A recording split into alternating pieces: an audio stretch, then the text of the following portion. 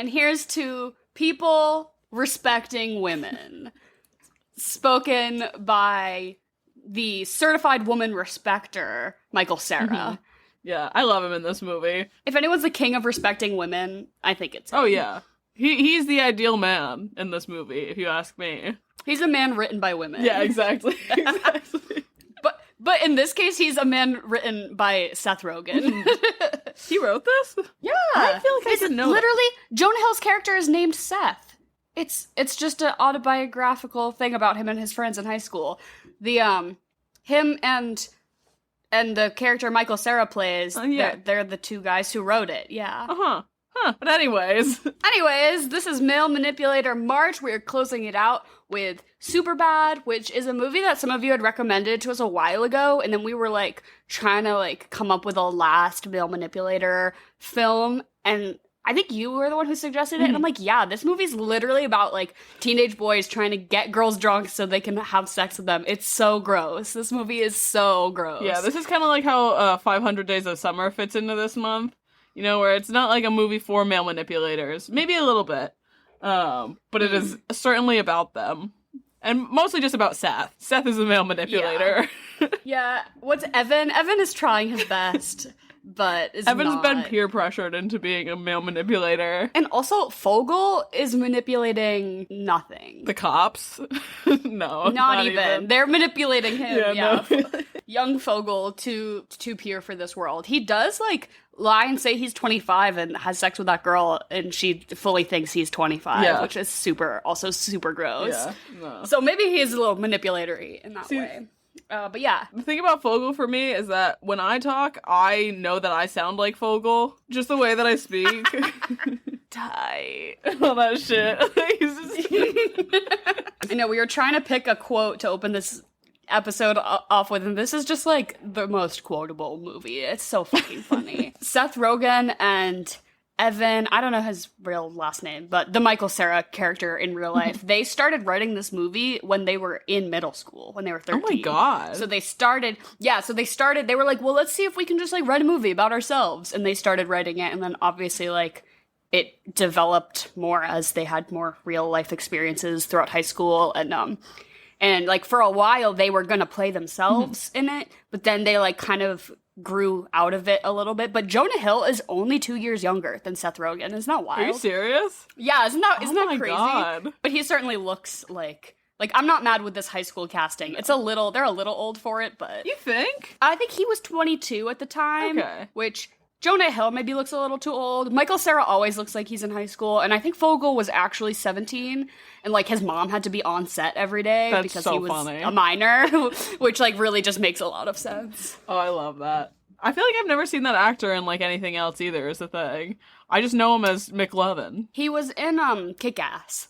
Oh plays, shit! Like, the villain. Yeah. Mm-hmm, that's true. But other than that, literally, Nothing. yeah, and he's like always that guy. It's just that like, dude getting typecast twice. But yeah, if you haven't seen this movie, I don't know where you've been or what you've been doing. Yeah, it's like I feel like this is definitely like got put on at every party kind of movie. Yeah. Like, no, for sure. Like, it's like The Office in the way that it's like always on in the background at social functions. I feel like Superbad's totally a staple of like nobody's really watching it, but it's just on. Yeah. No, this is definitely one that like I loved it a lot when I was younger, and definitely like when I was in high school. And I haven't watched it in like, I think this is the first time in probably like 3 years or so. And it's still good and it's still funny and all that stuff, but it doesn't quite hold up for me. I don't know. Maybe it's the trying to get girls drunk to have sex with them thing. Yeah. Or maybe I've just... It's icky. Yeah. Maybe I've seen it too many times, honestly, but... Yeah, this movie is icky, and it literally was written by 13-year-old boys, so that's the reason why the humor is... maybe does not hold up. I think it's fucking funny. Yeah. It is and I like this movie a lot, and it makes me laugh, like, audibly when I watch it, which is not usually the case for a lot of films. But yeah, it doesn't age super well.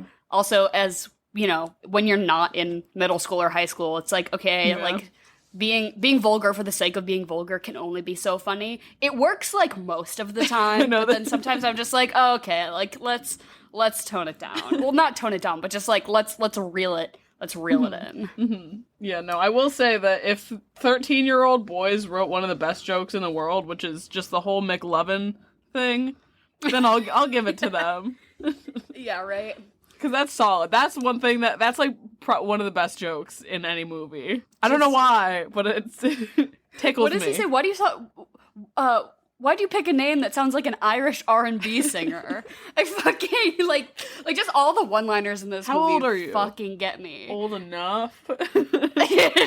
I also just love that the cops in this movie are just fucking buffoons. Oh yeah, like, this is the most realistic depiction of cops that I've ever seen. Oh yeah. I love Bill Hader in this too. I just love Bill Hader in general, but like the tiny little glasses that he wears in this.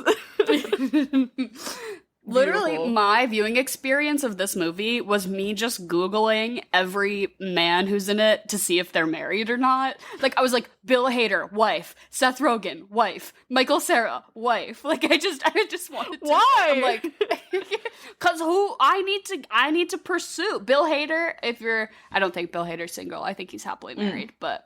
I would hope. I'm like, why is Seth Rogen like hot right now with this like ugly ass handlebar mustache? I'm like, I kind of like it. I love it. I love Seth Rogen. Oh my goodness. His pottery. I love his pottery. Oh, I'm obsessed. I love his Instagram where he's constantly just like, made my 400th bowl. Yeah. Like, I made another vase this weekend. Yeah, look at this vase. Like, this is what I want. You should quit movies if you so feel like it, Seth, and just make pottery. Yeah, right? Like, get A-list famous to then just retire at, like, 40 to, like, do a hobby. Like, do a craft hobby. That's the fucking dream, man. Is you get famous. Like, I'm gonna get really into, like, macrame. Get famous so that you can just blow up your Etsy. That's the goal. That's the dream. Seth Rogen also married. His wife is in this movie. She's one of the like the people at the party. She's not the girl with the period, but she's like just one of the They say something like "Shut the fuck up, Scarlett." And yeah. Wife, so yeah. That's like such a weird part of the movie that I like forget happens. You know what I mean? That's where the humor kind of loses me. Yeah. Is at around that time stamp of the film where I'm like, okay, I get it. Like, I get it. Mm-hmm. And then they burn the cop car, and then I'm like back. Yeah, in exactly. It, I'm like, okay. Like, once they're at like the actual high school party, I'm like, okay, yeah, this I can get into. But yeah, okay. So like a quick, I mean, you can't even really recap this movie because there like is no plot.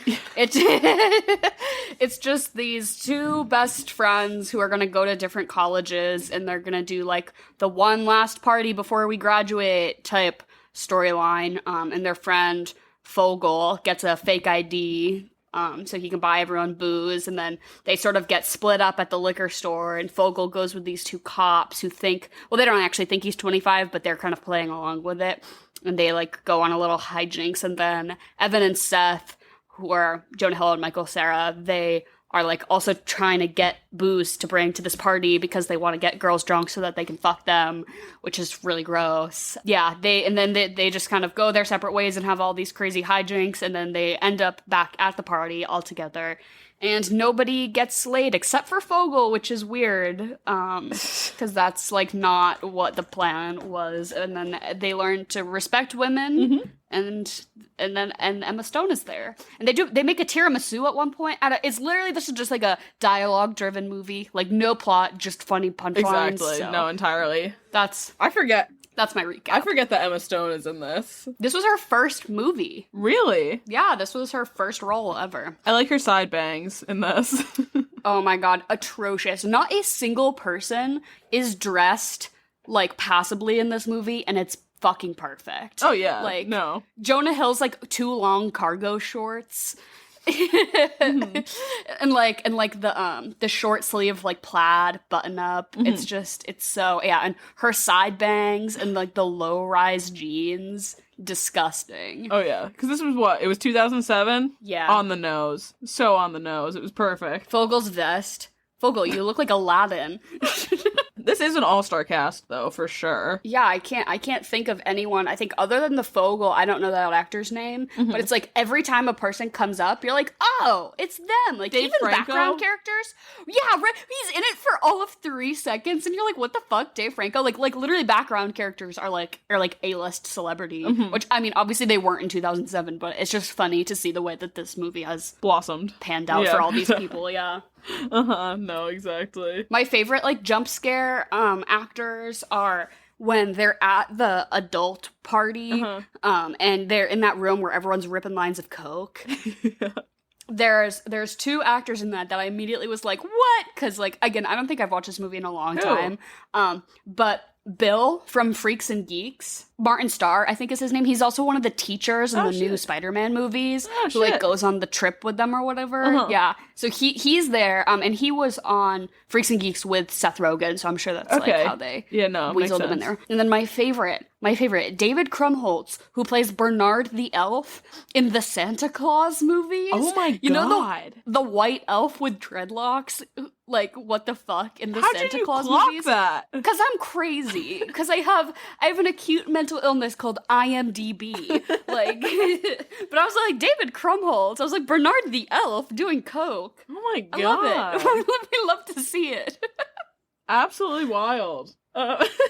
Or even, like, the guy who drives them to the party to get the booze. He's, like, on Brooklyn Nine-Nine. I don't know his name, but he's fucking doing it. Like, like, literally everyone in this movie is so famous. No, exactly. One thing I will say, or not even will say, more of a question. Do you think that the scene where Jonah Hill's character is in, like 4th grade or something and just drawing dicks, do you think they pulled that from real life? Oh, I fucking hope so. I want to be the intern who they're like, we need 1,000 intricate penis drawings, different scenarios. They were beautiful. They had gorgeous. A ton of artistic merit. They should have really fostered that within young Seth and put him in art classes. Genuinely. He would have been prolific. When I was finding fun facts about this movie, it was something like they had over like 1,000 dick drawings, but they only ended up using, like 30 of them or whatever. But so whoever was drawing the penises for this movie really went gung-ho with it. That's so funny. I love that. I hope they had a great time with it. I think every young boy has that affliction, though. Like, you think? Like, why do boys just want to draw dicks on things? Yes. I mean, like, have you ever been, like, in an elementary school? They're just, like, penises carved into everything. No, I get that. But, like to the caliber? No. No. Hard no. If there's one doodle of a penis on, like, a bathroom stall, and there's a vein on it, that's how you know there was effort put in. That's the most effort someone will put in. When there's, like, you get the veins in there, you get some nice detail, some hair on the balls, exactly. Some effort. We like to see effort. Yeah. I wonder if, like, statistically, what is the comparison between penis drawings versus the S? The S that you make with the 3 lines and then you connect them. I wonder, like, which one has appeared on more American middle school bathroom walls, like, statistically. I don't know. That's a really good question, because I feel like the S has faded over time, but dicks are forever. Has the S faded? I don't know. I think kids still do it. I think kids still do it now, but I hope so. I mean, it was definitely around for way before we were, like, small and all that shit, so I don't know. Maybe it has culture. Maybe it has some longevity to it. It's like you know how they say that there's, like, only, like, a few true American inventions because, like, we steal everything. Yeah. So it's like jazz music, but I don't even think that's one of them. And, like, peanut butter or something, or, like, the only true American inventions or some shit like that. I think the only true piece of American culture is that S. Yeah, I think you're right. But the drawing the penises on everything, have you ever seen that Netflix show, American Vandal? No. Should I? It's pretty old. I think it came out when we were, like, in high school, and it's literally it's like a mockumentary, like a mock crime documentary about a kid who spray paints penises on everything in a high school, and they're like trying to find out who did it. It's really stupid, That's but funny. I remember liking it a lot, you know, back in 2017 or whenever it came out. But literally, yeah, the same premise of like somebody won't stop like putting penises on everything in this high school. It's a serious affliction. Yeah, a lot of dick talk in this, obviously. Like, not shocking. That's when we were trying to pick what quote to do. I think I will stand by that the best line in this whole movie is, the thing about my back is that it's located on my cock. So fucking funny. Like, and the delivery too. Jonah Hill deserved an Oscar. I don't know who won in 2008. Probably like fucking Daniel Day-Lewis. Yeah, for probably. My Left Foot or some shit like that. No, should have been Jonah Hill for, well, Jules, the thing about my back is that it's located on my cock. Yeah, this is just the second week in a row we're gonna fawn over Jonah Hill. Right. Well, yeah, that was we picked this movie because last week we were like riding high on Jonah Hill's performance in Wolf of Wall Street. And we're like, let's just keep it going. Like, let's just keep the train fucking chugging along. One of my other favorite scenes in this is the liquor store montage. That's I think probably Jonah Hill's best acting in this movie, when he is like walking into the liquor store and he's going through all the scenarios in his head of what could happen. Oh my god. Yes. When the old lady buys it for him, and yeah, like, all, because this is, nothing quite captures like the adolescent fear of doing something you know you're not supposed to be doing and feeling paranoid that every single person around you is like hyper aware of your existence. Like, that scene so perfectly captured of like, I'm 18 and I'm in a liquor store and everyone is looking at me, and or like also when Fogel's using his fake ID Oh my too. God, that yeah. like that whole scene, I'm like, oh, it's just so fucking perfect of like, Just the fear. oh my god, wait, I heard they added more hops to it. I love this stuff. I've been drinking it for years. Him going and spilling the beer all over the floor in the liquor store. Yeah, like that specific moment is like when you do something to draw so much attention to yourself that just could have fucking been avoided if you weren't so paranoid. Yeah, oh yeah, entirely. Maybe I just have clinical anxiety, but that's how I feel like all the time.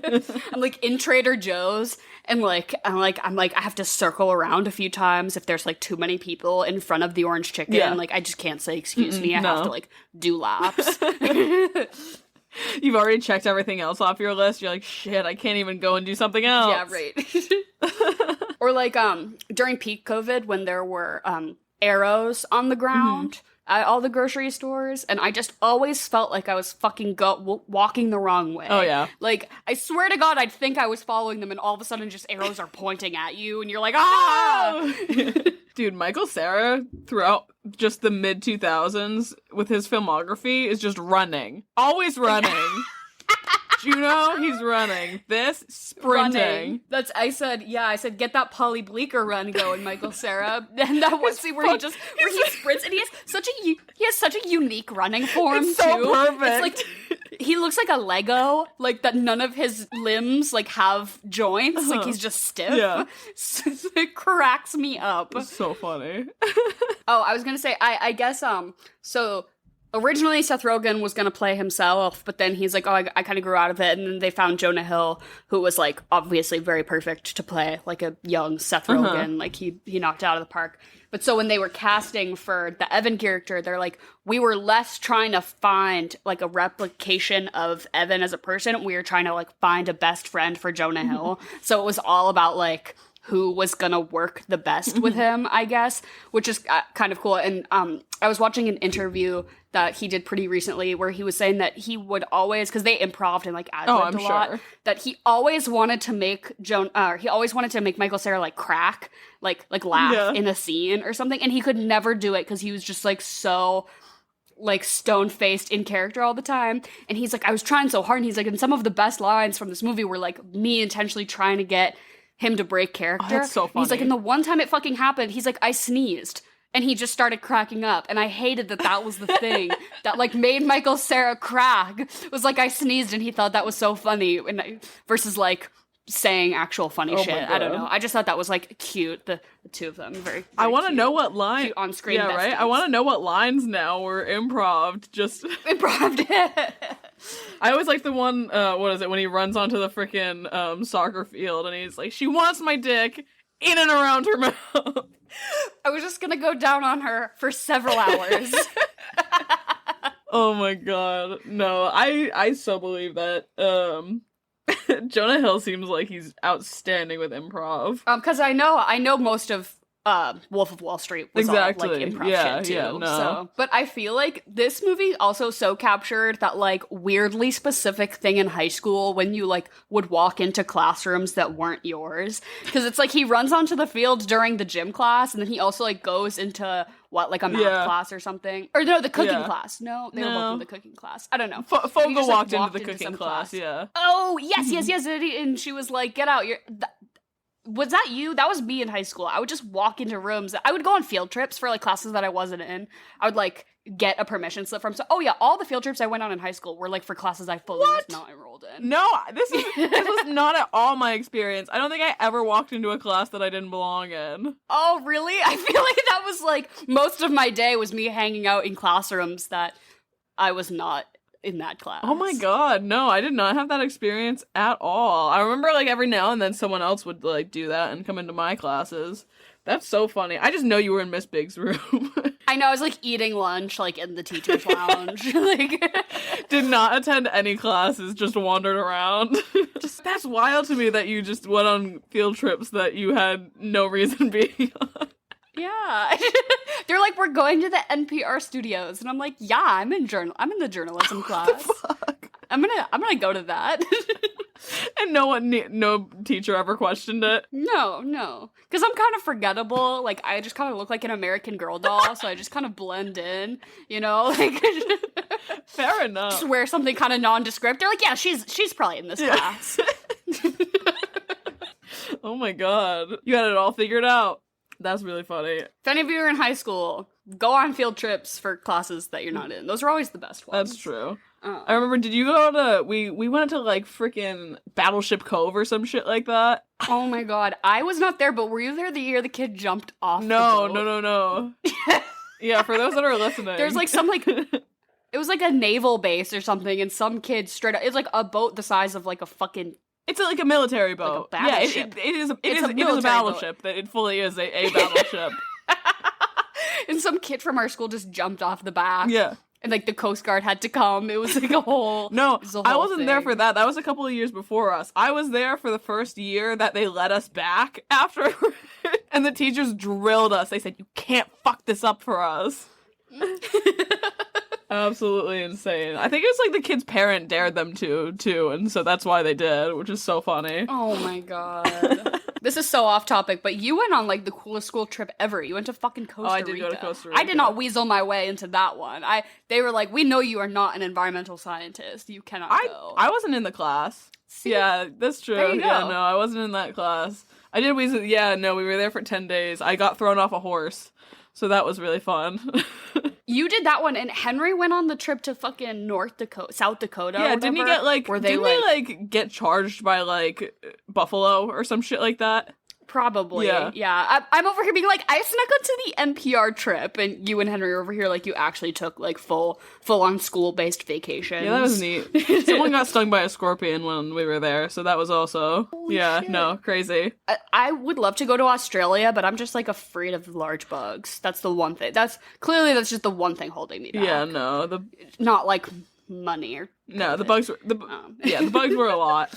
No, see, the one thing for me... that was so realistic about this movie, besides, like, I mean, for you, I think it was sneaking into class, or not even sneaking, just walking into random classrooms. For me, it was that the day after these boys are fucking hammered, they wake up without a single ounce of a hangover. I don't know if you had that, but I feel like when I was in high school, I was never hungover once. And now I'll have 4 beers now, and I'll feel disgusting in the morning. Don't underage drink, but the benefit is that your young body can rebound so fast. See, I think when I started getting hangovers was when I had a the state track finals the next day, and it was me. Everyone woke up still drunk too, which is the funny thing, and we ran, like, our worst times ever. It was great. Everyone was a captain on the team. I was like, maybe my body isn't built for this. And they like go to the fucking mall. They like go to the mall to go like bedsheet shopping. I'm hungover until 5 o'clock now. It takes me an entire day to rebound after a hangover. So we're here with my mom, Jen. She hosts a segment in the middle of the podcast called Chocolate or Vanilla. It's a game. She just gives us two things. We say which one we like better. And I have a feeling that there's like a weird theme this week, right? Because you were like giggling to yourself before this. Yes, Is there? yes. What is the theme? Please tell me. Okay, so since the movie is Superbad, I went with oxymorons. Because of Okay. Superbad is an oxymoron, right? Yeah, okay. Like jumbo shrimp. Yeah, exactly. Okay. That's going to come Nice. up. Yeah. All right. So some of these might actually be defined as oxymorons and some might be a little shaky, you know? But all right, ready? Chocolate or vanilla? Chocolate. Vanilla. Chocolate. Chocolate, vanilla, or strawberry? Chocolate. Still vanilla this week. Okay. Chocolate. All right. Boneless spare ribs or jumbo shrimp? Boneless spare ribs. Or I have to pick jumbo shrimp. I'm a shrimp girl. Yeah, no, definitely on that shrimp wave. All right, I'm gonna go boneless spare ribs. My cats had shrimp for dinner. They're spoiled. But I was kind of jealous. I was like, that looks kind of fire. I just saw Dara's cats for the first time in a while, and Bean is getting fat. Bean is eating lots of shrimp, I think. She's eating jumbo shrimp. Mm. I love Bean. I love Winston and Bean. The song Forever Young or the song Sounds of Silence? Forever Young. I don't think I know Sounds of Silence. It's like it's got Simon and Garfunkel. Oh, okay. Yeah, the song Forever Young kind of like pisses me off for some reason, so I'll go Sound of Silence. Okay. Why does it piss you off? I don't know. I just don't like. It's just one of those songs. It just kind of irks me a little bit. It's just I feel a like little it's always annoying. in like grocery stores. It's very like retail playlist 101 type. Yeah, I don't know. All right, I'll go Sounds of Silence also. The movie True Lies or the movie Definitely Maybe? I guess I don't think I've really seen either of these, but I know Definitely Maybe is like a shitty rom-com, right? So I'll go with True Lies. I also don't think I've seen either of them. But You guys I haven't guess seen True Lies is the one with Arnold Schwarzenegger and Jamie Lee Curtis. no. No. No? Mm-mm. Oh wow. No. I'll say Definitely Maybe just because I like the title better. Okay, I will. I'll go with True Lies. I was recently in the same room as Jamie Lee Curtis, and I'm a different person now. That is wild. The Bruce Springsteen song "Dead Man Walking" or Stevie Nicks song "Landslide." Landslide, obviously. Yeah.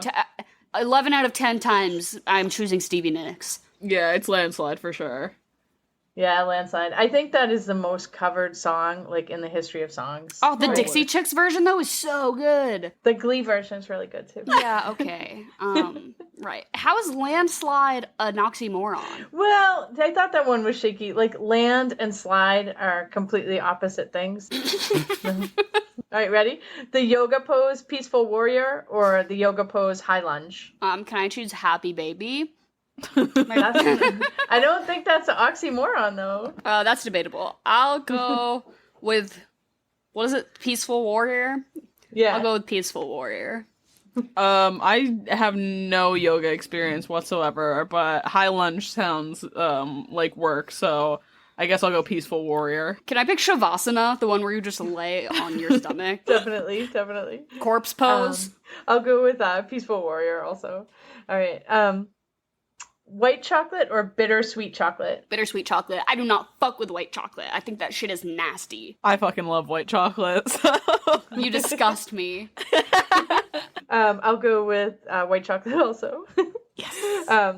X-Men Days of Future Past, the movie, or Back to the Future, the movie? Back to the Future. It's just more iconic, I think. Is Days of Future Past the first one in that like new reinstallment sort of thing? What one I was think that? so. I'll go with that because I actually enjoyed that movie. I don't know. They got shaky after the first one, but if that's the first one, then yeah, I'll go with that. Yeah, I'll go with the X-Men also. All right, here's the triple one. So these are all Bond movies. Oh, Live no. and Let Die, Skyfall, or Never Say Never Again? The only James Bond movie I have ever seen is the one that we covered on this podcast, and you did not say Casino Royale, so I have no... Live and Let Die is, what, an Aerosmith song? I'll pick that one. I think it's the Beatles, right? Oh, yeah. It's Paul McCartney did it for this movie. I will go with Skyfall. I really fuck with Skyfall. Okay. I'll go with Skyfall also. Dare, if you don't want to pick a movie, you could go with the Bonds that were in these movies were Roger Moore versus Daniel Craig versus Sean Connery. I literally could not care any less. Really? Okay. You can edit that out. Until Dev Patel is James Bond, then I don't care. Ugh. Yeah. So speaking of Dev Patel, Slumdog Millionaire or Perfect Storm? Slumdog Millionaire is one of my favorite movies of all time. I still haven't seen it because this was definitely in a chocolate or vanilla sometime before, but I've only ever heard good things, and it seems like a good movie that I'd really like. So I'll say Slumdog Millionaire. I'll definitely go with Slumdog Millionaire also. Okay, saying somebody is super mean or saying something is stupid good? Stupid good. Mm-hmm. I think I put stupid before, like, positive things all the time. Yeah, no. Or just saying something is like, that's stupid. Like, that's a good thing. Yeah, and I feel that. I say the same thing. So, yeah, I'll go stupid good. Yeah, me too. And last one. Speaking of the Beatles, the song Hello Goodbye or the song Hard Day's Night? I'll go with Hello Goodbye. I think I'm definitely going to go with Hard Day's Night. That's probably one of my favorite early Beatles songs. Yeah, I like both these songs. I'll go with Hard Day's Night also. And that's it for Oxymoron. I like that. That was a good one, Jen. Interesting theme overall. Jen, you're really digging into the depths of your brain for these. We don't pay you anything. So I think the themes are getting harder and harder to come by. So if anybody wants to suggest any, I'm down for suggestions. Send us. So all of our information is in the description. Send us DMs on new chocolate or vanilla themes. All right. Well, as always, thank you for hosting this lovely segment. I love you guys, and I'll talk to you soon. Okay. Bye, Jen. Bye. Jen was really tickled with herself about this one, though. She's like, I have a theme, and it's really weird. She's like, I don't know if I should do it. I'm like, Jen, what did she say? She said it was like cerebral in a bad way, and I'm like, that's the definition of this podcast, is like cerebral in a bad way. Maybe that should be our description on the fucking Spotify. But I know that I like talked about this when we covered Booksmart, and like, I'm not trying to say that this movie originated the like one last party before we graduate genre, because it didn't. And like, I know there are a million other movies that kind of follow this sort of beat by beat thing, but they're just so fucking similar. And like, not only that, but Beanie is literally Jonah Hill's younger sister, that I just can't not draw the comparison to the two of them. And I'm not gonna shit on Booksmart. You know, Booksmart is a fine movie, and it is a less heteronormative, creepy, sexist. Like, this Booksmart arguably does this better and more progressively, and I give it that. But it's like so similar down to the like codependent best friends who are going different places for college and have some sort of like bottled up tension that they're not addressing, that then comes to a peak at the fruition of the party. Like, you know, like that's so fucking specific. Yeah. And the same. It's the same movie. It entirely is. Do you think that Beanie like hit up Jonah before like she took on the role and was like, "Hey, I'm redoing your movie. Is that okay?" I'm doing like a more progressive feminist version of your 2007 movie. Yeah, hope that's okay. I wonder if that's literally why they casted her, because it was like Olivia Wilde probably thought she did something. It was like, it's one of those things like when musicians will go and like accidentally like steal a riff from someone else or whatever and just copy it, and then it's like a whole big thing. Olivia Wilde probably had that same thing. She's like, I've got this genius idea. And then someone was like, you mean Superbad? And she's like, well, the company's already picked it up. We're starting production in 3 weeks. So yeah. Literally already been greenlit, so But yeah, like I said, I'm not saying that Superbad invented this movie genre or like invented any of those tropes because they totally didn't. But it's just like the striking similarity is like so wild to me. Yeah. Oh yeah. It is the same movie. Like that's not at all. I don't know. It's not trying to hide it. It's like they can't make it to the party. Like they're trying to get to the party and then they keep getting sidetracked with like side quests. Like, yeah. Like literally, I could vaguely describe the plot and it'd be like, which movie am I talking about? And I could not tell it you. could be either of them. One thing. So right before Chocolate or Vanilla, we were talking about like things that were really relatable in this movie. One of the things that was so unrelatable in this movie was the fact that they had home ec class. I wish I had home ec. I would have loved it. And how long is home ec? Do you know how long it takes to make a tiramisu? Hours. That's a 3-hour class. I'm just kidding. I have no idea how long it takes to do something like that, but it's longer than a normal class period. We had like 1.5-hour classes in our high school. But like normal people had like what was it, like 50 minutes or some shit like that? Yeah, we had 4 classes a day. I would like to spend a quarter of my day baking a tiramisu. Yeah. I know that when we were seniors, they started a class called Real World Warriors where they like taught you how to do your taxes, but I think that's the closest thing to like a home ec class that our high school ever had. I wish. I know we had like a health class that we had to take in middle school where we like made smoothies. I remember that, but we never like did baking or anything. There were never any elaborate like Great British Bake Off style. I made like a pizza in middle school or something like that. We had like it was like sort of like a home ec class, but it was really weird. It's like they grouped it in with like your art class because you'd rotate and you'd do like art, or like then we had like wood shop and all that shit. Or there was one I swear to God we learned about architecture. Do you know what I'm talking about?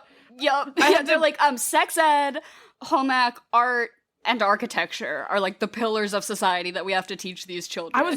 Why was I drawing buildings? Why was I building I was building a tension bridge out of like popsicle sticks. They were like, we need to teach these kids how to put on a condom, how to make pizza, how to do art, and how to do architecture. Yeah, no. I should not have been. that was one thing. There's a scene where they're in like wood shop or whatever, and Seth's just like, Evan, like, what are you doing? And he's like, I'm just drilling holes. There's only 2 weeks left. It doesn't matter. Like, that is so true. We like fully did woodshop in middle school, and I'm like, who was letting me use a bandsaw? For real. Who was letting 13-year-old me use a bandsaw? Like, that's not... I'm so shocked I still have all of my fingers. It was insane. I think they probably did... They gave us all of that in middle school, because this was before, like, people started, like, showing up to school high and shit like that. Yeah. Even though, like, I know, like, the kids... Because we had a tech program in our high school and everything like that. Mm-hmm. So, like... So if you wanted to just spend all day building houses... Like, no. I don't know. It was wild stuff. I was, like, afraid of boiling water until I was, like, 15, though, so maybe that could have been beneficial. Yeah, that sounds like a personal thing. I did, like, put tinfoil in the microwave multiple times throughout my life, and, like, I never made the association that, like, it was the tinfoil that was the problem. Like, it took more times than it should have. Oh, God, the microwave's on fire again! Damn! I think one of my favorite characters in this movie, though, is Michael Cera's home ec partner, and he, like, puts the little cat ear whiskers on him with flowers. So fucking funny. I love it. I would want to be Evan's partner. Definitely don't want to be Seth's partner. He was, like, humping her from behind. Yeah, I did not like that. No, was not here for that, but what are you gonna... Emma Stone's voice in this movie is like nails on a fucking chalkboard. Are you one of those people that hates Emma Stone? I don't hate her, but she's not my favorite. Okay. I don't think I get the hype. You know, like, I think she's a fine actress, but I don't think she's, like, the greatest of all time or anything. But her like, vocal fry that she does in this role, like, I get that this was her first role ever. She's very young, but I was like, why are you talking like, oh my God. See, it didn't bother me until you said it. Like, literally, that's my only impression of her in this movie. It's like that she has, like, atrocious side bangs, and she's, like, purposefully talking in the lowest humanly possible register that her body can muster. No. She's, like, pulling, like, an Elizabeth Holmes type shit. Do we want to get into our regularly scheduled programming? Yeah, sure. I feel like I can't really play Fuck, Marry, Kill in this movie. I think we could do The two cops. like we could do the two cops and then like either the veterinarian alcohol store worker. Oh, The girl behind the counter at the package store. There's also like the creepy guy who drives them to the party. And everyone at that party is adults, I think. Oh, this is tough because I don't want to fuck or marry a cop. I'm gonna A cab, but not Seth Rogen. Like these Yeah. cops are so incompetent that they just a cab themselves. Yeah. Like I think I'll go. Okay, I'll say I'll marry the veterinarian because she just seems stressed. I think she needs some a support system in place, so I can be that for her. I'll fuck Bill Hader, and I guess I'll kill Seth Rogen. That's all I got. I'm gonna kill the veterinarian just cause Throwaway character. yeah, and then I'm gonna fuck Seth Rogen and I'm gonna marry Bill Hader. Yeah. And I feel like we can't even play it from the whole No, movie because there's those are nothing like else. literally the only like of age people. So it's kind of a bust this week, but whatever. Yeah. But I want to marry every actor in this whole film because literally the whole time I was Googling, like, do I have a shot with Jonah Hill? He's all tatted now too. He looks great. Hot. Right? I hated, like, there was this, like, weird, like, revival when everyone was like, oh my god, did you realize that Seth Rogen is hot? Like, yes. We've known. Like, Did you not watch Freaks and Geeks? Like, right? But there's this funny TikTok that, like, I was thinking of when I was watching this movie, and it was like what people think the female gaze in films is, and it's like Brad Pitt, and like, but it's like what the female gaze actually is, and it's like Paul Dano, Michael Cera, and the kid from Skins. What's his name? I don't know, but I feel like I don't know, but then everyone was commenting, being like, speak for yourself, leave me out of this. Like, but I'm like, that's literally me. I'm like, I love Paul You Dano. are a Paul and Dano I whore. love Michael Cera, and I love Michael Cera. I was like, yeah, that's me. That's my female gaze. yeah, no, true enough. Did you eat or drink anything fun for this? Because I don't think I can say that I did. I think Henry and I made nachos, which was pretty fitting. Yeah, that's a good one. It felt right. My only food suggestions were either make or buy a tiramisu because watching them bake that, I was like, I'm fucking hungry for some tiramisu. And then, like, literally, this is the lamest thing ever, but, like, McLovin gets some McDonald's. No, I like it. Chicken McNuggets. Yeah, no. Get yourself some nugs. Get a Big Mac, and you're all good. You're set to go. And I mean, beer-wise, it's like Bud Light. Like, I feel like you know what I mean? Like, what were you drinking in high school? Bud Light. Or just straight vodka? Nothing. I was an angel. Yeah, no. I don't underage drink. Don't do that. It's obey the laws.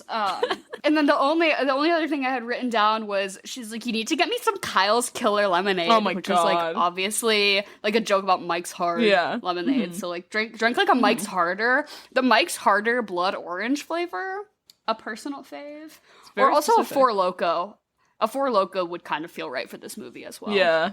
Yeah, no. I did really like that scene where Michael Cera's talking to, what's her name, Becca or whatever, and, like, describing, like, how they spent their last weekend or anything like that. And it's just the three of them getting drunk in the basement and then, like, just being absolute idiots at, like, their parents' shindig upstairs. I was like, yeah, no, this feels right. I've done this. He throws up all over his shirt, like Exactly. And what would you follow this up with? Because I've got one very specific movie that it doesn't quite jump from one thing to the other, but I think it works. And I think it's got some of the same cast. Megamind? what? That's such a good one. Do you know what's that meme that's going on right now where it's like no bitches and it's like Megamind? Like literally, what even is that? I don't know, but I really love it. Who from this movie is in Megamind? I think not Seth Rogen. I think Jonah Hill. Oh, Jonah Hill plays the redhead guy. Yeah, that makes Yeah. sense. That checks out. I watched Megamind to ring in the new year in 2021, I think. that's fun. So that feels recent, even though it actually Yeah. wasn't. But I remember I was like with a very small group of people, and we were like, why do we all have the collective urge to watch Megamind right now? Why are the vibes in this room pushing us towards a Megamind watch? Megamind. My answer's super boring. I just said either Booksmart because they are the same, and it would also feel kind of refreshing to after you watch this super like misogynistic dude bro. I mean, they learn their lesson, and you do. this movie feels self-aware that, like, I don't think Seth Rogen's a piece of shit. Like, No. I'm sure he wrote this on purpose to be like, oh, look at how shitty they're being. They're stupid high school boys. Like, I'm not trying to say it's like that, but it is just, like, it still just feel icky to watch. But so, Booksmart is very wholesome and inclusive and good, so you could make yourself feel good and you can watch that. Or Kick-Ass, just because seeing Fogel in this, I was like, oh, I should watch Kick-Ass. Yeah.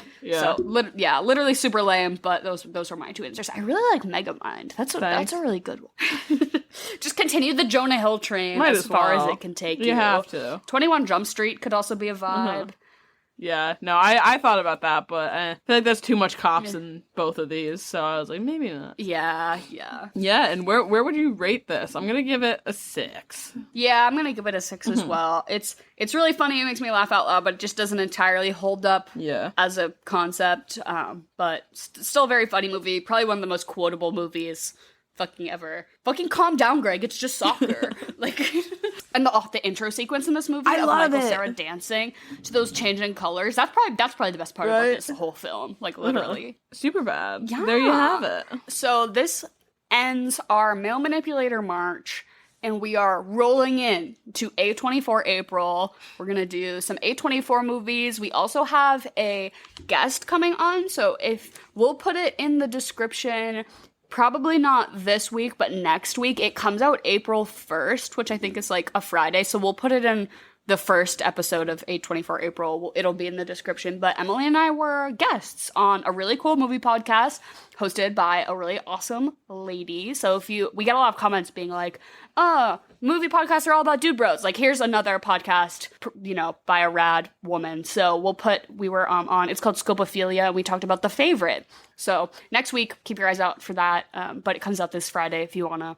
I'll tag her show, actually, in the description. So if you want to go subscribe, you totally should. But she's going to be on our show and sometime next month also. So special guest. Woo, so exciting. But we'll be talking about A24 movies, which is probably a nice little change of pace from all of these, like, shitty dude bro movies we've been covering. We're going to get, like, real artsy with it. And, like I said, all our shit's going to be in the description below. Our merch. Go check that out. DM us suggestions for A24 movies or just any movies that you want to hear us talk about. Follow us on all the platforms. And we love you. And here's to respecting women. Again.